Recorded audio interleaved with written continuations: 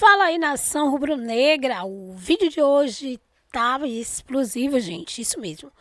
Tudo o que você precisa saber sobre os bastidores do Flamengo. Vamos falar da primeira derrota do BAP.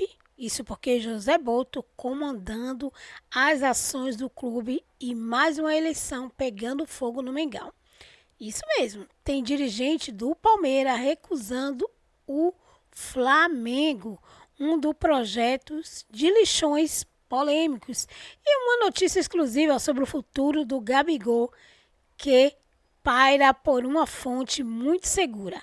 Além disso, tem 178 milhões nos cofres do Flamengo. JP Sampaio recusa a proposta com pedido especial de Felipe Luiz, o que foi ovacionado pela Europa inteira. Isso mesmo. As conversas sobre Gimenez chegando no Mengão. Por isso, já vai aí, gente, ativando o sininho, né?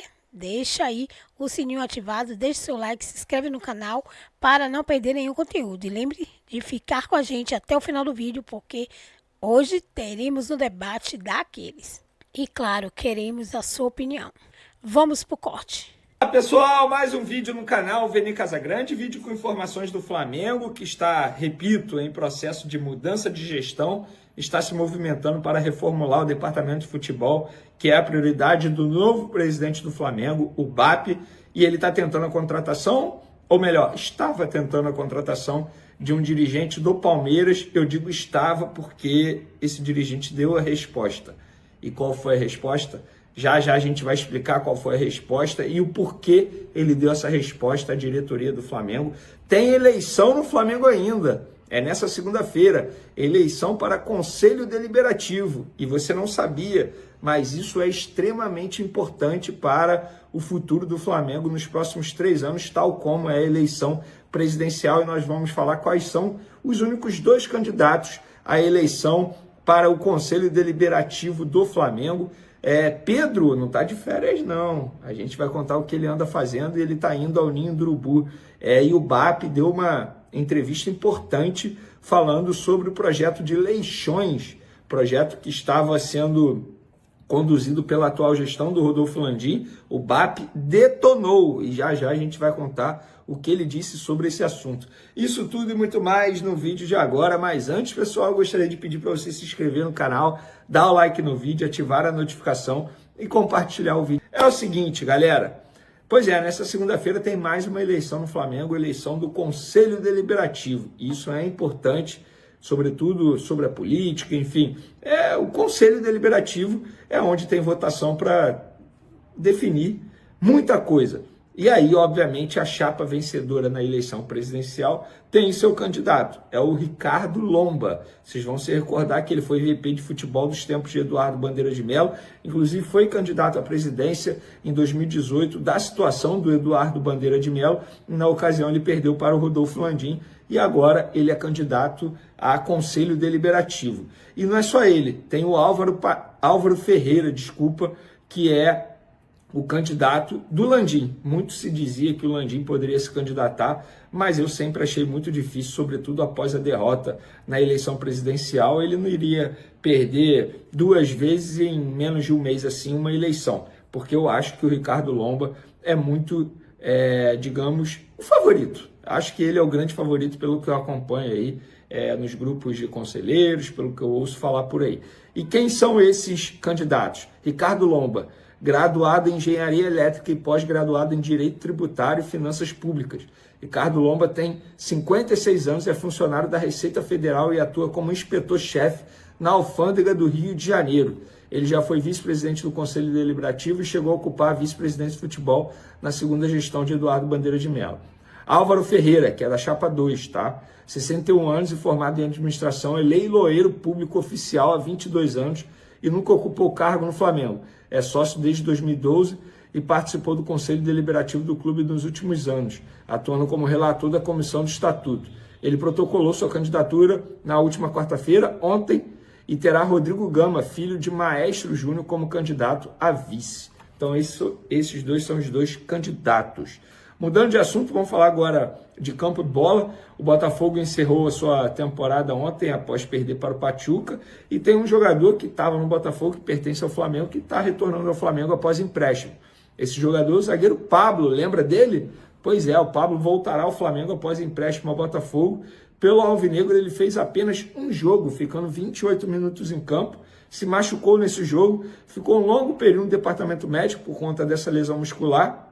Depois não entrou mais em campo. O jogador tem um custo alto, tá, para o rubro-negro, um salário altíssimo. Inclusive, o Flamengo pagou grande parte do salário dele durante esse empréstimo ao Botafogo. O vínculo dele com o Flamengo vai até dezembro de 2025. Obviamente, o Pablo tem futuro incerto no Flamengo. Ele pode jogar ali as primeiras rodadas do Carioca, quem sabe, para ganhar minutagem, ser emprestado, negociado, ter contrato rescindido, ficando com percentual, enfim. Acho pouco provável o Pablo ser muito utilizado pelo técnico Felipe Luiz na temporada 2025. Quem vai ser muito utilizado, eu tenho certeza disso, por Felipe Luiz é o atacante Pedro, mas só quando ele retornar aos gramados. E para ele retornar o mais rápido possível, o Pedro está abrindo mão das férias e está indo diariamente ao Ninho do Urubu para dar continuidade ou manter esse processo de recuperação. Ele está indo ao Ninho do Urubu, ou seja, não tem férias para ele. Outro jogador que também diariamente está postando vídeos na internet, mostrando que está treinando em casa, enfim, de maneira particular, é o Arrascaeta, que também passou por um processo cirúrgico no joelho, algo bem mais simples comparado ao atacante Pedro, mas fica a expectativa aí de como esses dois jogadores voltarão aos gramados. Arrascaeta ficará à disposição na pré-temporada, tal como Cebolinha, mas é legal ver o Pedro abrir mão das férias e ir ao Ninho do Urubu treinar, enfim, com os fisioterapeutas do Flamengo. Bacana demais a postura do atacante, postura de gente responsável, de gente séria, de gente que está a fim de fazer acontecer, que honra a camisa do Flamengo. Gente, isso aqui não é uma indireta para ninguém, eu só estou valorizando o trabalho do Pedro, a postura do Pedro, que é um super profissional, como sempre foi na carreira dele, tá? E vamos falar agora do projeto Leixões, porque o BAP, novo presidente do Flamengo, ele deu uma entrevista ao Coluna do Fla para falar sobre esse projeto que estava sendo conduzido por Rodolfo Landim, Gustavo Oliveira e Reinaldo Belotti. Rodolfo Landim, presidente. Rodrigo Duns, VP geral, também estava conduzindo isso. Gustavo Oliveira, VP de Marketing e Comunicação. Reinaldo Belotti, CEO. Essas eram as pessoas que estavam conduzindo essa possibilidade de compra do Leixões, clube da 2ª divisão de Portugal. E o BAP, sempre no período pré-eleitoral, enfim, até mesmo numa live aqui no canal Vene Casagrande, sempre disse ser contra, não é contra agora que ele ganhou a eleição. E ele deu uma entrevista ao Coluna do Fla falando, abre aspas, vai internacionalizar a marca do Flamengo comprando um clube da 2ª divisão de Portugal?